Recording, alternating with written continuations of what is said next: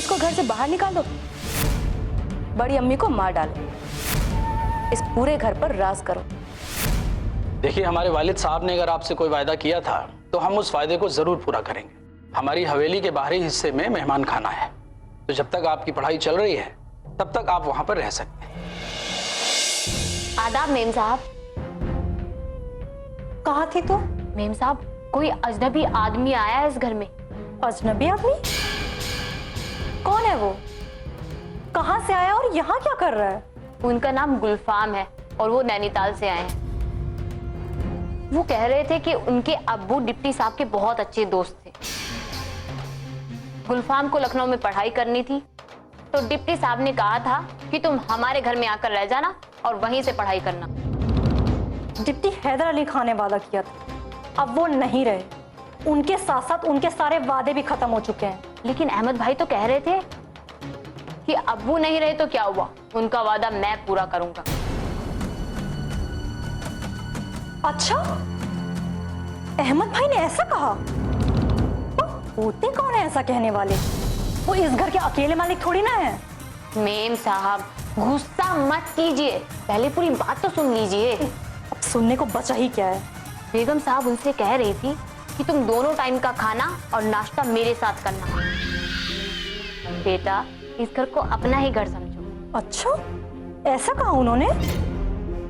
एक पराये लड़के को इस घर में रखेंगी वो? उसके लिए इतनी हमदर्दी क्यों? ये तो हम नहीं जानते। हम आमिर से कहेंगे, तुम्हारी 2 पैसे की इज्जत नहीं है इस घर में। लगता ही नहीं है कि तुम हैदर अली खां के बेटे हो। हम लोगों के साथ सौतेला सलूक, वो भी तुम्हारे अम्मी और भाई जिनसे वो इतना प्यार करते हैं। मेम साहब, आप सच कह रही हैं। अहमद भाई की इस घर में जो इज्जत है वो आबिद साहब की नहीं है। हम जानते हैं फत्तू कि अहमद भाई इस घर की सारी दूध मलाई अकेले खा रहे हैं, और आबिद के हाथ में क्या आ रहा है? ठेंगा। आज इस बात का फैसला हो जाना चाहिए। हम इतने खूबसूरत हैं, अगर उसने हम पे बुरी नजर डाली तो? नहीं नहीं, हम शरीफ घर की औरत हैं। हम किसी अजनबी के साथ एक घर में नहीं रह सकते। मेम साहब, आप सही कह रही हैं। जवान जहान है, बड़ा मजबूत मर्द है वो। नरगिस की तो चांदी हो गई, वो उसके सामने ऐसे मटक मटक कर चलेगी। घर तो घर होता है, इसको मुसाफिर खाना बना के रख दिया है अहमद भाई ने। जिसका मन होगा वही मुंह उठा के चलाएगा इस घर में। मेम साहब, हम आपसे एक बात कहें, आप बुरा मत मानिएगा। हम गरीब जरूर हैं, मेहनत करके 2 वक्त की रोटी कमाते हैं। तौबा तौबा, लेकिन कभी गलत काम नहीं किया। हमेशा अपनी इज्जत को बना कर रखा। मेम साहब, हमें तो डर लगता है कि ये अजनबी गुलफाम हमें अकेले में देखकर हमारी इज्जत ना लूट ले। मेम साहब, गरीब के पास इज्जत के अलावा और कुछ होता ही कहाँ है।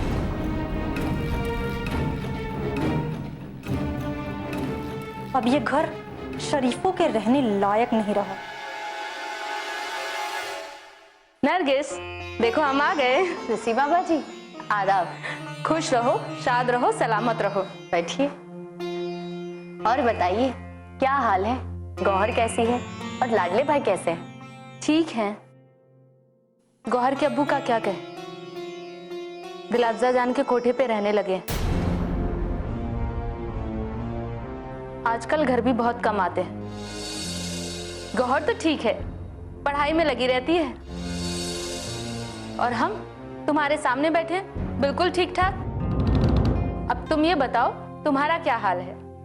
ठीक है, खुश रहने की कोशिश करते हैं। और शाकरा के क्या हाल है? साल में 4 मौसम होते हैं, हर मौसम बदलते रहते हैं, मगर शाकरा भाभी में कोई बदलाव नहीं होता। वो हर मौसम में एक जैसी ही रहती है। अहमद भाई कलकत्ता में है या लखनऊ में? नहीं, अहमद भाई घर पर ही है, अभी 2 दिन पहले ही आए थे। हमारे अब्बू बहुत अच्छे इंसान थे। क्या कहना बड़े अब्बू का? हमेशा अपने से ज्यादा दूसरों के बारे में सोचते थे और चाहते थे ज्यादा से ज्यादा दूसरों को फायदा पहुंचे। बड़े अब्बू की आदत तो हमेशा से थी, छोटों से मोहब्बत, बड़ों की इज्जत, सबका ख्याल रखना। अपने तो अपने, गैर भी उनकी इज्जत करते थे। अहमद भाई को इन सब बातों का ख्याल है। एक लड़का नैनीताल से लखनऊ में आया है। उसके पास लखनऊ में रहने की जगह नहीं थी। उसके वालिद उसके लिए बहुत परेशान थे। अब्बू ने उनके वालिद से कहा कि आप परेशान ना हो, आपके बेटे को हमारे घर भेज दीजिए, वो यहाँ रहकर अपनी पढ़ाई पूरी करेगा। अब्बू हर बेसहारा को सहारा देने की कोशिश करते थे। अब्बू के ना रहने के बावजूद अहमद भाई ने ये वादा पूरा किया और अहमद भाई ने उनसे कहा कि अब्बू का ये वादा हम पूरा करेंगे। हमें बहुत अच्छा लगा, अहमद भाई अपना फर्ज निभा रहे हैं, सबका ख्याल रखते हैं जैसे अब्बू रखते थे। ये तो बहुत खुशी की बात है। अहमद भाई तो अच्छे है ही हैं, उनकी बीवी सुल्ताना भाभी भी बहुत अच्छी हैं। हम लोगों को कभी ये एहसास नहीं हुआ कि सुल्ताना भाभी हमारी भाभी है। हमेशा ऐसा लगा कि वो हमारी बहन है। तुम बिल्कुल सच कह रही हो। और एक अपनी शाकरा भाभी को देख लो, वो तो अपने ससुराल वालों को दुश्मन समझती है। उन्हें कोई अच्छा नहीं लगता, सब उन्हें बुरे लगते हैं। वो तुमने कहावत तो सुनी होगी, चोर को सारे नजर आते हैं चोर। उसी तरीके से जो बुरा होता है उसको सब बुरे दिखते हैं। अब शाकरा खुद तो बुरी है और उसको अपनी बुराई भी नहीं दिखती है। अगर वो अपनी गलतियां मान ले तो वो इंसान ना हो जाए। अरे वो इंसान कहाँ, जंगली जानवर है। वो तो जख्म देती है, किसी के जख्मों पे मरहम नहीं लगाती। पर कुछ भी हो नसीमा बाजी, अब्बू की झलक हमें अहमद भाई में दिखाई देती है। हमारे खानदान में वो एक ही जिम्मेदार इंसान है।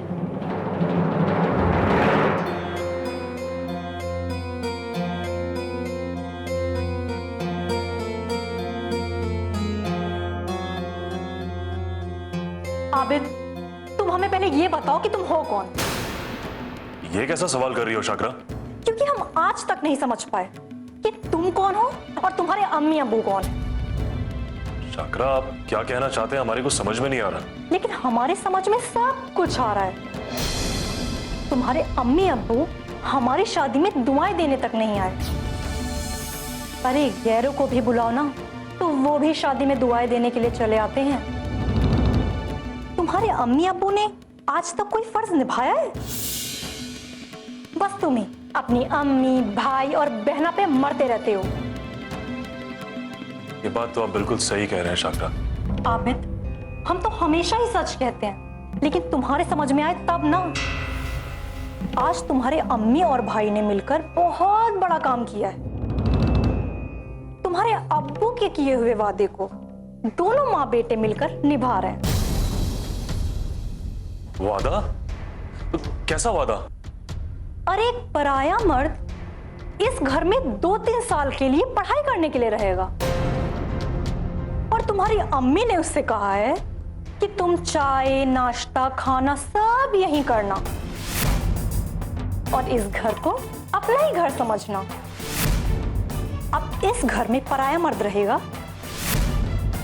तुम्हारी अम्मी को तो इस बात की भी फिक्र नहीं है कि इस घर में जवान बहु बेटियां रहती हैं। नहीं, एक अजनबी की फिक्र उन्हें ज्यादा है। हाँ, ये तो अम्मी ने बहुत गलत किया है। मेहमान तो 2-4 दिन के होते हैं। और अगर उससे ज्यादा रहे ना तो मेहमान बेईमान हो जाते हैं।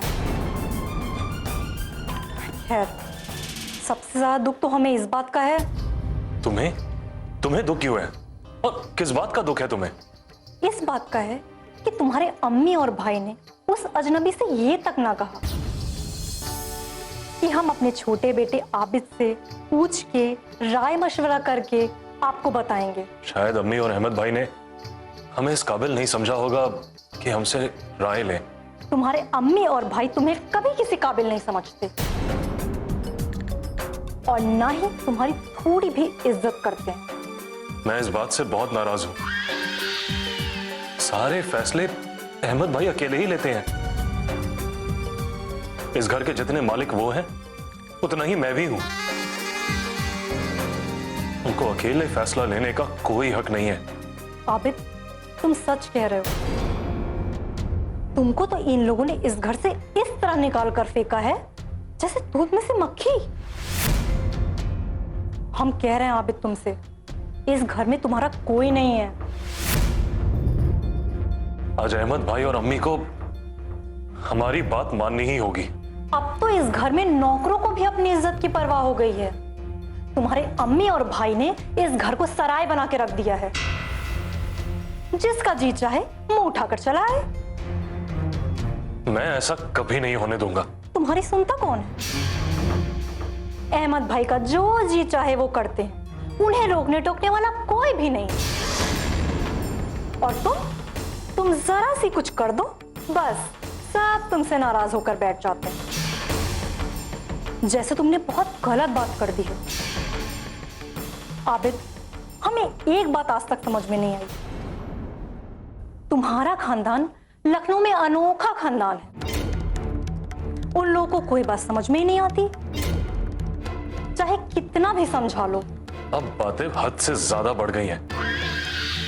पानी सर से ऊपर जा रहा है। कुछ ना कुछ तो मुझे करना ही होगा। आबिद, माफ करना हमें, लेकिन तुम जितना भी कह लो, उन लोगों के सामने तुम्हारी बोलती बंद हो जाती है। कुछ नहीं कर पाओगे तुम ऐसे मुझे क्यों कह रही हो? हम जानते हैं ना, तुम्हारे अंदर इतनी हिम्मत ही कहां है कि तुम अपने भाई को मुंह तोड़ जवाब दे सको।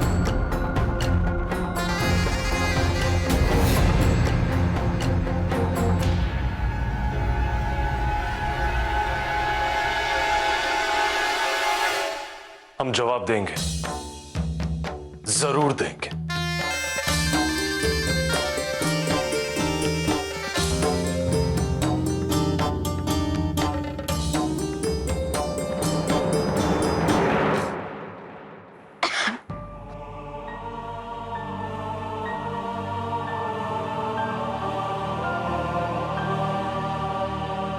अम्मी आदाब।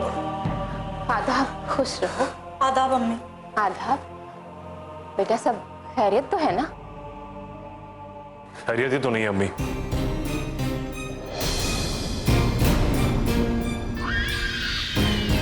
ये तुम क्या कह रहे हो? खुदा ना खास्ता। अम्मी, आप हमें ये बताइए कि इस घर में हमारी कोई इज्जत अहमियत है या नहीं? बेटा, ये कैसी बातें कर रहे हो तुम? तुम्हारी इज्जत और अहमियत बिल्कुल इस घर में है। तो फिर बिना हमारी इजाजत के, बिना हमसे पूछे आपने इस घर में एक अनजान मर्द को रख लिया।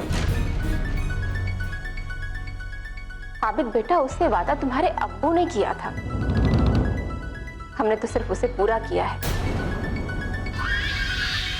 और वो तुम्हारे अब्बू के मेहमान है, हमारे मेहमान नहीं। ठीक है, वो हमारे अब्बू का मेहमान सही, पर कम से कम आप हमसे एक बार राय मशवरा तो कर लेती,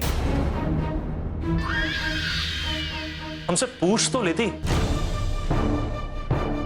इस घर के जितने वारिस अहमद भाई हैं, उतने ही हम भी हैं। आप सारे फैसले अहमद भाई की राय मशवरा लेके करती हैं। हमारी राय भी तो ले सकती हैं।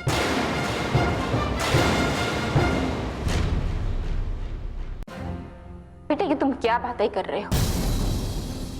जब वो लड़का यहाँ आया उस वक्त अहमद यही था, और हम भी। अब उस लड़के ने हमें जो बताया, हमें उसकी बातों में सच्चाई लगी, इसलिए हमने उसे यहाँ रहने की इजाजत दे दी। और हमें नहीं लगता कि हमने इसमें कोई गलत बात की है। अम्मी, घर में जवान बहू बेटियां रहती हैं। आपने ऐसे किसी जवान मर्द को घर पे रख लिया, ये कहां की अकलमंदी है? कल को वो हम पर बुरी नजर डाले, कुछ ऊंच नीच हो जाए, ये कभी सोचा है आपने? लखनऊ में कितनी बदनामी होगी। और नरगिस शादीशुदा है, बगैर शौहर के रहती है। उस अजनबी अनजान लड़के की वजह से लोग बातें बनाएंगे, अफसाने सुनाएंगे। हमारी तो कुछ समझ में नहीं आ रहा। वो लड़का बहुत अच्छा है, खानदानी है। हम ऐसा करते हैं, हम उसे बुलाते हैं, तुम खुद बात कर लो। नहीं अम्मी, हमें उस लड़के से नहीं मिलना। अब बेटा, अगर हमने उसे यहाँ रहने की इजाजत दी है तो उसमें कुछ तो अच्छाई होगी ना। अभी आप कह रही हैं कि अब्बू ने कहा था, इसलिए आपने रख लिया। इतनी सी देर में आपने उसे पहचान भी लिया कि वो शरीफ आदमी है। ऐसा कैसे हो सकता है? आप इतने यकीन के साथ कैसे कह सकती हैं? अम्मी, इस घर को घर रहने दीजिए। मुसाफिर खाना बनाने की कोई जरूरत नहीं है। अम्मी, इस शहर में तमाम लोगों के पास दुख और गम है, और वो शरीफ भी हैं। अगर एक एक करके लोग आपके पास आने लगे, अभी तो आप लोगों की मदद कर रही हैं, एक वक्त ऐसा आएगा जो आप लोगों के सामने मदद की फरियाद करेंगी कि हमारी मदद कर दो, हमारी मदद कर दो। अम्मी, हम समझते हैं कि इस जमाने में किसी की मदद नहीं करनी चाहिए। दुनिया में लोग अच्छे नहीं होते हैं। सामने तो सभी अच्छे बनते हैं और फिर पीठ पीछे खंजर भोंक देते हैं, और यही इन लोगों का पेशा होता है। घर में घुस के सबका दिल जीतते हैं, फिर करामात दिखाते हैं। अम्मी, आप घर के अंदर रहती हैं, आपको दुनियादारी की क्या खबर? अम्मी, ऐसे भोले भाले लोग चोर डकैत से भी मिले होते हैं और मुखबिरी भी करते हैं। कौन कब आ रहा है, कब जा रहा है, सबकी खबर रखते हैं। इसीलिए कहते हैं अम्मी, जो आबिद कह रहे हैं वो सही कह रहे हैं। हम कहते हैं कि आप उसे घर से फौरन निकाल दीजिए।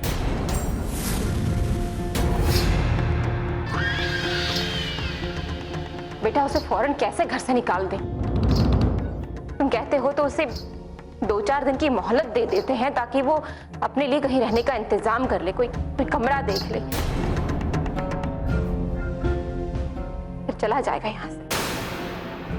ठीक है अम्मी, मगर याद रखिएगा, ये लड़का हमें इस घर में 2-4 दिन के बाद दिखना नहीं चाहिए।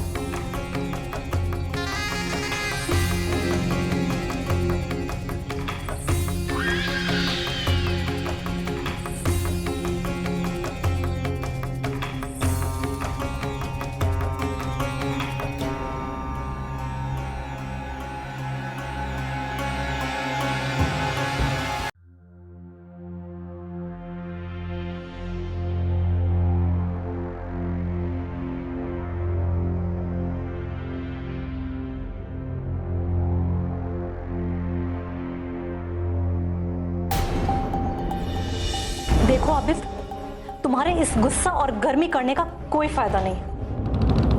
होगा वही जो अहमद भाई चाहेंगे। तुम्हारी आज तक किसी ने सुनी है? जो आज सुनेगा, वो लड़का यहां से कहीं नहीं जाने वाला, जिंदगी भर यहीं रहेगा। 2 वक्त का खाना, रहना मुफ्त में। पूरे लखनऊ में कहां मिलेगा उसे? कोई दीवाना ही होगा जो घर छोड़कर जाएगा। अम्मी ने हमसे कुछ वक्त मांगा है। 2-4 दिनों में वो अपने रहने का अरेंजमेंट कहीं और कर लेगा, फिर चला जाएगा। देख लो, 2-4 दिन क्या, 8-10 दिन देख लो, वो कहीं नहीं जाने वाला। जैसे रोते हुए बच्चे को हाथ में चॉकलेट पकड़ा के उसे बड़े खिलौने का वादा करके बहला देते हैं ना, वैसे ही तुम्हारी अम्मी ने तुम्हें बहला दिया। 2-4 दिन का वादा करके तुम्हारा मुंह बंद कर दिया है। नहीं, अम्मी हमारे साथ ऐसा नहीं कर सकती। ऐसा ही कर रही हैं, जैसा हम कह रहे हैं। आबिद, तुम अपनी अम्मी और भाई की सियासत नहीं समझते हो। हमें लगता है कि अम्मी ने हमारे साथ ज्यादती की है और हमारी हक तलफी की है। आबिद, तुम अपनी अम्मी के सामने सर काट के भी रख दोगे ना तो उन्हें तरबूज ही लगेगा। जो इज्जत, मर्तबा और अम्मी का प्यार अहमद भाई को मिलता है ना, वो तुम्हें कभी नहीं मिलेगा। आप सच कह रही हो शाकरा। हमें तो लगता है जैसे इस घर में हमसे कोई प्यार ही नहीं करता।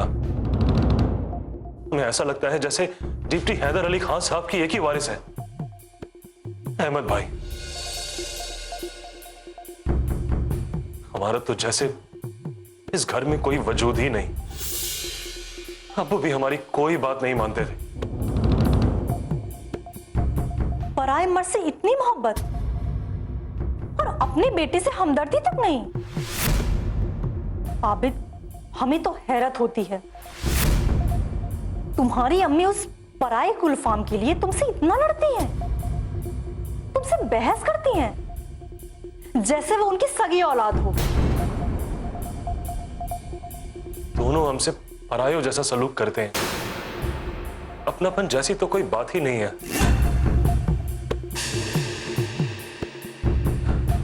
वैसे तो अम्मी और अहमद भाई खानदान की इज्जत की बड़ी दुहाई देते हैं।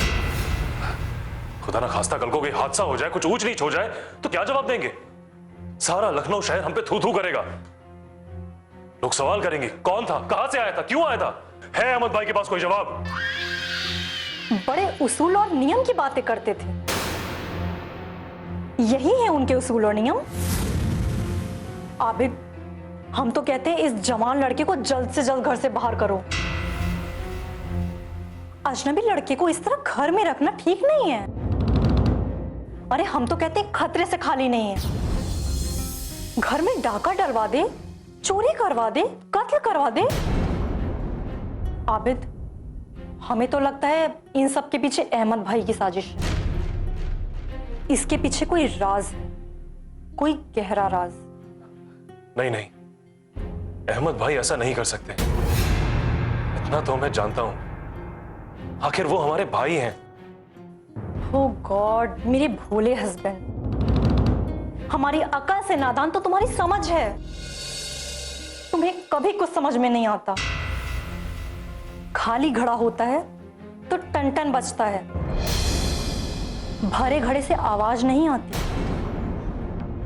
तुम्हारा दिमाग खाली घड़ा है। तुम चीखते हो, चिल्लाते हो, सबको बुरा लगता है। अहमद भाई भरे घड़े की तरह है, आवाज नहीं करते, अपना दिमाग इस्तेमाल करते हैं।